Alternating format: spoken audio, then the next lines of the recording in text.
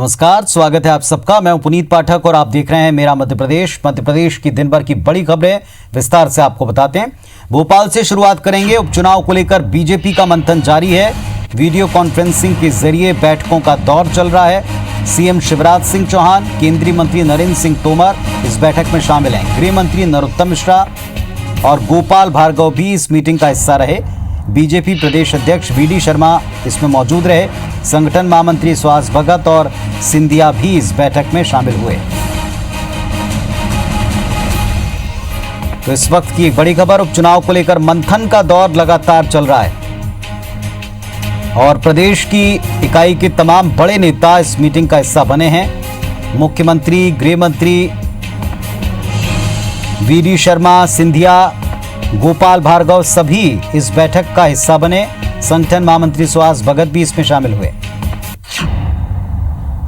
उपचुनाव को लेकर रणनीति बनाई जा रही है। उपचुनाव को लेकर बीजेपी में मंथन का दौर जारी है।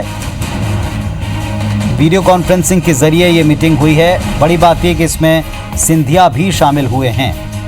केंद्रीय मंत्री नरेंद्र सिंह तोमर भी इसमें शामिल हुए हैं। ग्वालियर चंबल अंचल की ज्यादातर सीटें इस बार उपचुनाव में शामिल हैं और इसीलिए इसकी रणनीति बनाते समय इस पूरी प्रक्रिया में नरेंद्र सिंह तोमर भी लगातार शामिल हो रहे हैं।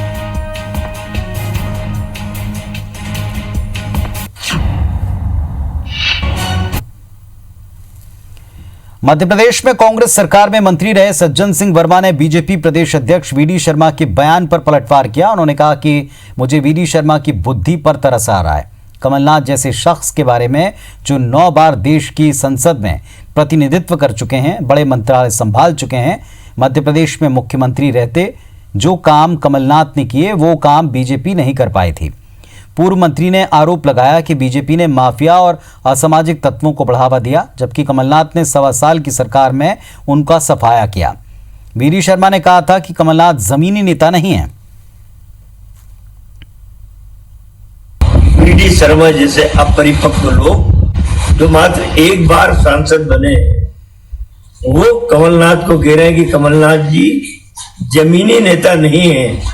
अरे तरस आता है वीडी शर्मा साहब, आपकी बुद्धि पे। कमलनाथ वो जन नेता है जो इस प्रदेश के लिए एक विजन लेके आया है। मध्य प्रदेश में कांग्रेस का दामन छोड़कर बीजेपी में शामिल होने वाले बागी विधायकों को प्रधानमंत्री नरेंद्र मोदी का आत्मनिर्भर अभियान बेहद पसंद आ रहा है। मंत्री पद के साथ विधायकी से इस्तीफा देकर बीजेपी में शामिल पूर्व विधायक स्वदेशी अभियान की शपथ ले रहे हैं। बीजेपी कहती है कि पार्टी से प्रभावित होकर ही ऐसे नेताओं ने बीजेपी ज्वाइन की। आज पार्टी की रीति नीति को वो आगे बढ़ा रहे हैं। कांग्रेस ने पलटवार करते हुए कहा कि बागी नेता ऐसा दिल से नहीं, केवल दिखावे के लिए कर रहे हैं। ये दिखावा भी सिर्फ मंत्री पद मिलने तक होगा।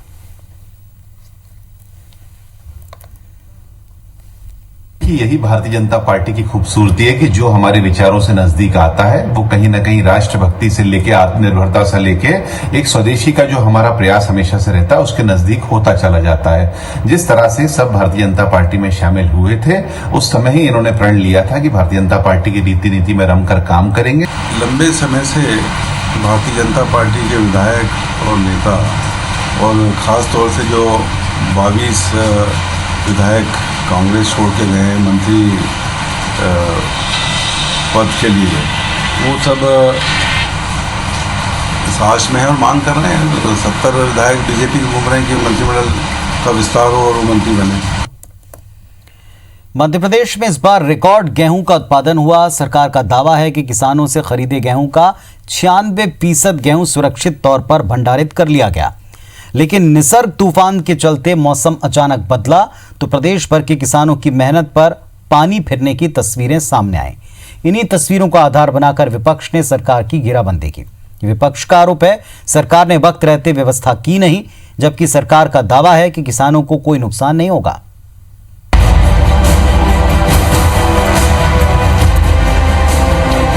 अरब सागर से उठे निसर्ग चक्रवात ने एमपी में भी जमकर कहर ढाया।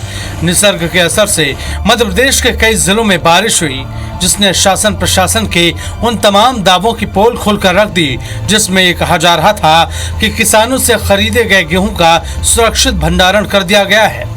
प्रदेश भर से गेहूं के भीगने की तस्वीरें सामने आई।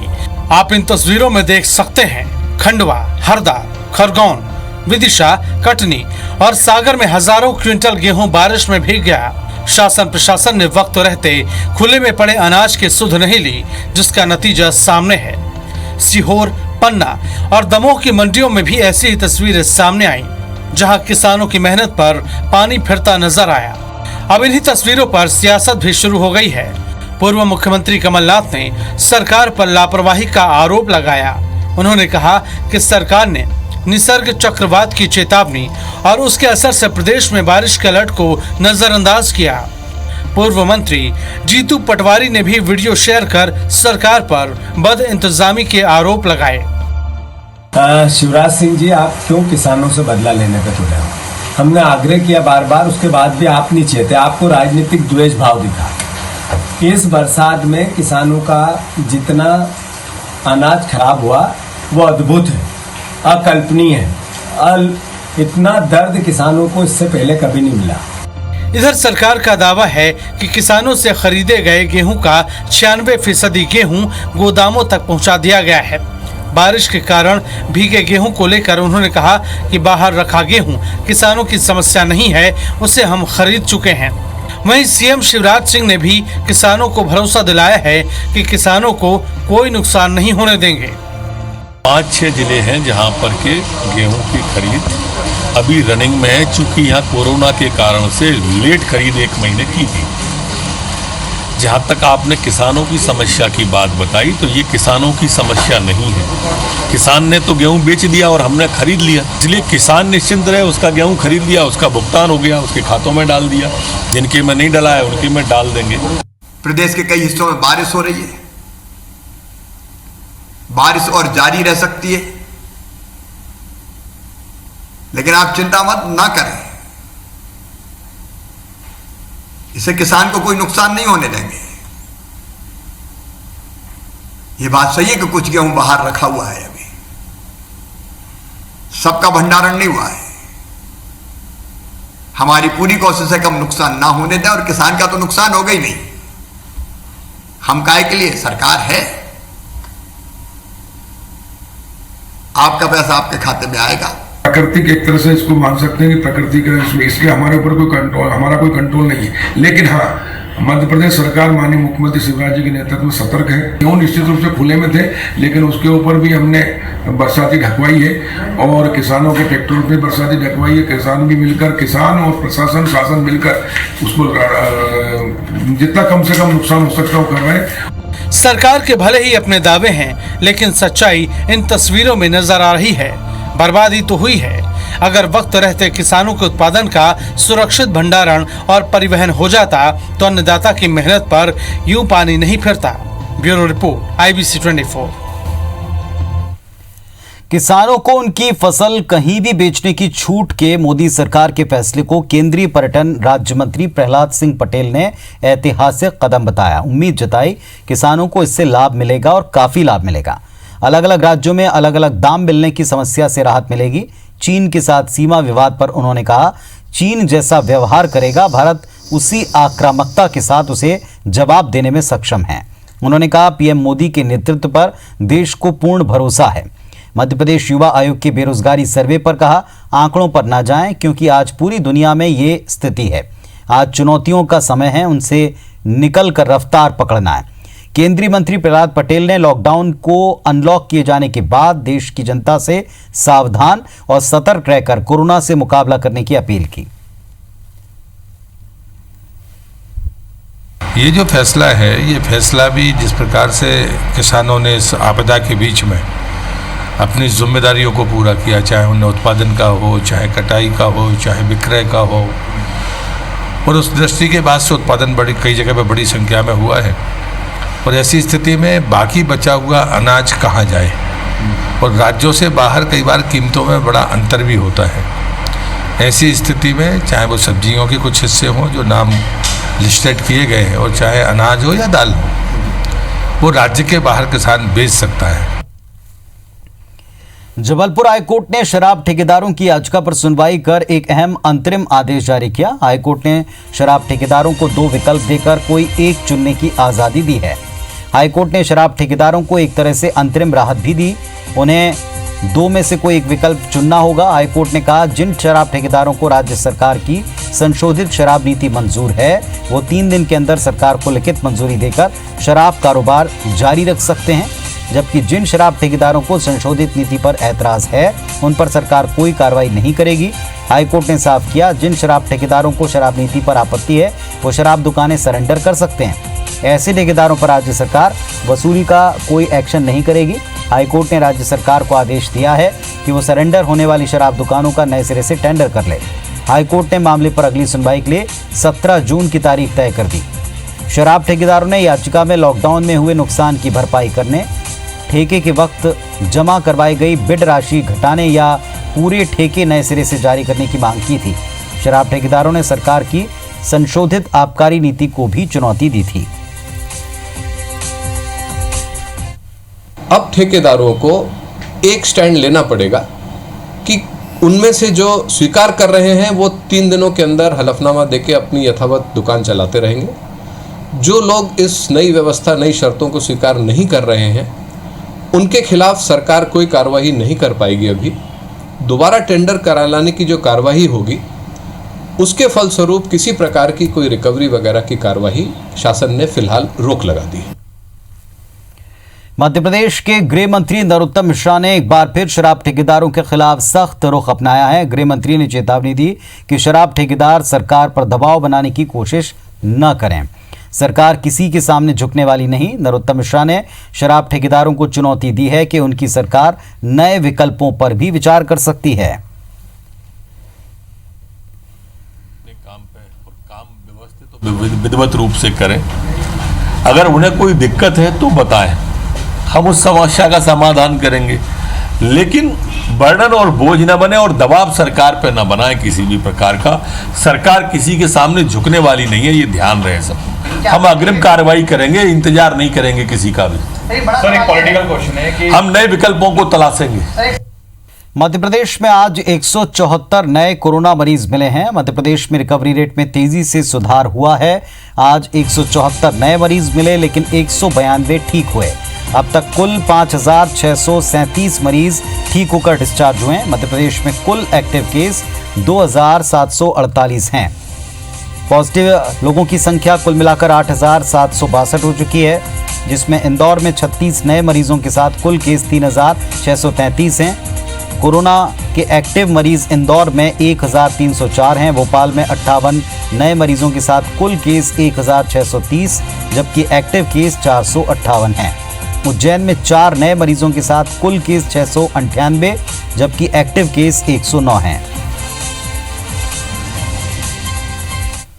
3 जिलों की समीक्षा हुई, बुरहानपुर, श्योपुर और बैतूल। खंडवा मेडिकल कॉलेज की भी बात हुई। पर आंकड़ों के लिए अगर मैं दृष्टि बात करूं और देश की और प्रदेश की बात करूं तो प्रसन्नता होती है। और रिकवरी रेट हमारी 64.3 हो गई। मुख्यमंत्री शिवराज सिंह चौहान ने प्रदेश की जनता से आग्रह किया कि कोरोना वायरस के संक्रमण में सुरक्षा के लिए पूरी सतर्कता बरतें। सीएम ने कहा, अभी कोरोना खत्म नहीं हुआ, लेकिन जरूरत के लिए बाजार और अन्य गतिविधियों को शुरू करना पड़ा है। प्रदेश की अर्थव्यवस्था और लोगों के जीवन यापन की दृष्टि से अनलॉक 1 में कई तरह की छूट मिली हैं, लेकिन छूट के बाद कहीं कहीं ऐसे मामले भी सामने आए जहां गाइडलाइन का बिल्कुल पालन नहीं हुआ।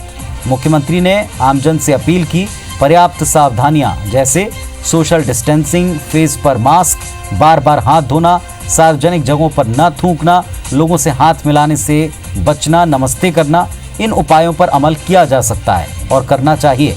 सीएम ने कहा, testing lab, mask, PPE kit, oxygen cylinder, hydroxy chloroquine tablet पूरी व्यवस्था के साथ प्रदेश में मौजूद है। हर जिले में कोविड अस्पताल हैं।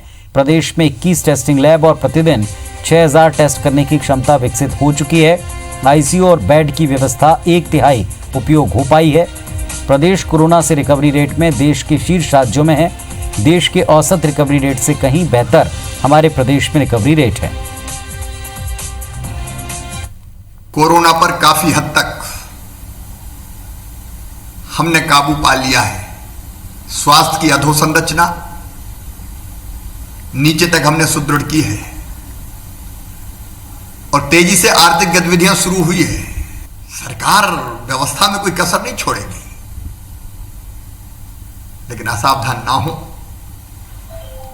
क्योंकि कोरोना को पूरी तरह से हराना है, इसलिए पूरी सावधानी रखें।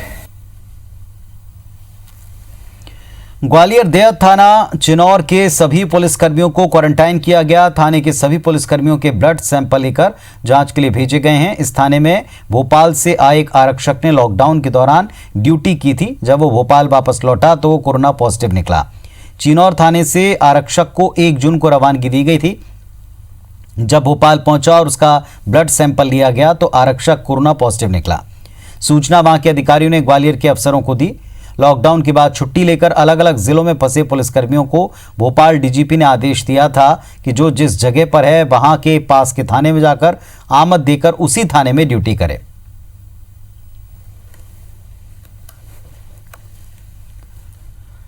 लॉकडाउन के कारण मध्य प्रदेश में युवाओं के रोजगार पर बड़ा साइड इफेक्ट हुआ है। कोरोना वायरस के संक्रमण को रोकने के लिए लागू लॉकडाउन शुरू होने से लेकर अब तक प्रदेश में करीब 15 लाख युवाओं की नौकरियां चली गईं। यह खुलासा मध्य प्रदेश युवा आयोग ने किया है और आयोग का यह दावा है कि अभी सर्वे जारी है। बेरोजगारी के आंकड़े सामने आने के बाद कांग्रेस सरकार पर हमलावर है।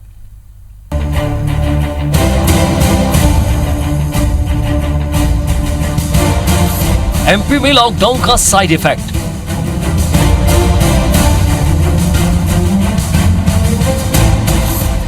कोरोना महामारी से बड़ी बेरोजगारी।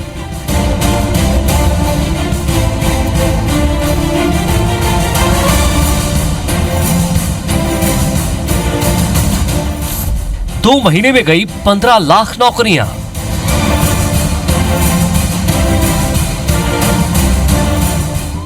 कोरोना काल में पिछले 2 महीने से देश दुनिया में लोगों की नौकरियां जाने की चर्चाएं चल रही हैं, लेकिन कहां कितने लोग बेरोजगार हुए हैं, इसका पहला डाटा मध्य प्रदेश में तैयार हुआ है।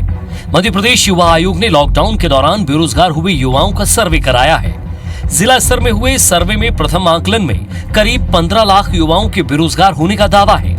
आयोग के मुताबिक ट्रेवल और टूरिज्म क्षेत्र में सबसे अधिक नौकरियां गई हैं। वहीं construction, real estate, automobile sector के कर्मचारियों को भी झटका लगा है। अभी आंकड़ों के आधार पर जो हमारा सर्वे चल रहा है, जिससे हमारी आंखें चौंधिया गई हैं, हमारे जमीन सरक गई। इतना बड़ा आंकड़ा बेरोजगारी का देख के मध्य प्रदेश के अंदर, तो ये लगभग मध्य प्रदेश का आंकड़ा 12 से 15 लाख, मैं कहता हूं कि ये तो हमने अभी प्राइमरी फेज पे कराया है। जब इसको हम आंकड़ों के आधार पर लेके जाएंगे तो ये और अधिक, कम से कम 20 से 25 लाख नौजवान ऐसे हैं जो बेरोजगारी के कगार पर आए। हालांकि आयोग ने फिलहाल सैंपलिंग की प्रक्रिया सार्वजनिक नहीं की है, लेकिन आयोग का कहना है कि सर्वे पूरा होते ही डाटा और पूरी प्रक्रिया सार्वजनिक की जाएगी। आयोग ने सरकार से बेरोजगार हुए युवाओं को 5 से 7 हजार रुपए प्रतिमाह देने की भी सिफारिश की है। इधर आयोग के सर्वे के बाद विपक्ष ने सरकार पर हमला बोला। विपक्ष का कहना है कि अब साफ हो गया है कि प्रदेश में मंदी आने के बाद बेरोजगारी भी बढ़ी है और ये जनता के सामने ना आए, इसलिए सरकार मैनेज करने में जुटी हुई है। युवा आयोग का ये सर्वे भी पूरा नहीं हुआ है। 12-15 लाख नहीं और इससे बहुत ज़्यादा युवा बेरोजगार होंगे। लॉकडाउन हो गया और लॉकडाउन के बाद छोटा गरीब मजदूर से लेके अच्छी नौकरी वाले, इंडस्ट्रीज़ की नौकरी वाले, इन सबको नौकरी से निकाल दिया गया है। और बेरोजगारी और मंदी आज सबसे बड़ी प्रॉब्लम है। मध्य प्रदेश युवा आयोग के सर्वे और कांग्रेस के आरोप पर केंद्रीय मंत्री प्रहलाद पटेल का कहना है कि ऐसे आंकड़े किसी एक प्रदेश के नहीं बल्कि पूरी दुनिया के ही हैं। प्रदेश और केंद्र सरकार इस चुनौती से उभरने के प्रयास में जुटी हुई है। मुझे लगता है कि आंकड़े पूरे दुनिया के ऐसे ही है, इसलिए अलग से आंकड़ों पर बात नहीं करनी चाहिए, समग्रता में देखना चाहिए। ये चुनौती का समय है। इस चुनौती के समय से निकलने के बाद हम फिर से अपने तेज़ रफ्तार को पकड़ेंगे और ये सारे आंकड़े जो कमियां हैं इनकी पूर्ति होगी। जाहिर है आयोग के सर्वे से सरकार भी इत्तेफाक रख रही है, लेकिन सरकार फिलहाल बेरोजगार हो चुके युवाओं को तुरंत रोजगार देने के लिए कोई सटीक रास्ता नहीं तलाश पा रही है। इधर आयोग का यह भी दावा है कि सर्वे पूरा होने पर बेरोजगार हुए युवाओं का आंकड़ा और अधिक बढ़ेगा और ऐसे युवाओं को दोबारा रोजगार मुहैया कराने के लिए आयोग पुख्ता सलाह के साथ सरकार को सिफारिश भेजेगा। राकेश चतुर्वेदी, IBC 24, भोपाल। आरटीआई से जानकारी मिलने की खबर तो आपने खूब सुनी होगी, लेकिन मध्य प्रदेश में आरटीआई लगाने से पीने का पानी मिल गया। ये मामला रीवा की नेवरिया दलित बस्ती में सामने आया। लोगों को पेयजल के लिए जद्दोजहद करनी पड़ रही थी। कल आधी रात में पीएचई के अधिकारियों ने नलकूप लगा दिया। रीवा के अपीलकर्ता शिवानंद द्विवेदी ने जानकारी मांगी थी कि नलकूप लगाने की योजना में अब तक क्या एक्शन हुआ। जब अधिकारियों ने जवाब नहीं दिया तो मामला सूचना आयोग में पहुंचा। राज्य सूचना आयुक्त ने मामले में पीएचई के कार्यपालन यंत्री शरद सिंह और AL चौधरी को नोटिस दिया। नोटिस मिलते ही रीवा के पीएचई विभाग में हड़कंप मच गया। अधिकारियों ने आनन फानन में वो कार्रवाई कर दी जो पिछले 73 साल में नहीं हो पाई। जैसे ही मेरे संज्ञान में आया, ट्विटर और ईमेल के माध्यम से ये मेरे संज्ञान में आया, तो उस पर फिर उसके बाद फिर अपीलकर्ता ने मुझे इससे जुड़े हुए जो कागज़ थे अपील के से रिलेटेड, वो उन्होंने मुझे व्हाट्सएप और ईमेल के माध्यम से उपलब्ध करवाए और उसके बाद हमने तत्काल इसमें कार्रवाई करते हुए व्हाट्सएप से नोटिस इशू किया। तो अब जो सुनवाई में 15 से 20 दिन पहले लगते थे, 1 महीना लगता था, अब वो सुनवाई मात्र 2 दिन के अंदर पे हो जाएगी। तो इस बुलेटिन में फिलहाल इतना ही। तमाम खबरों अपडेट्स के लिए आप देखते रहिए IBC 24। नमस्कार।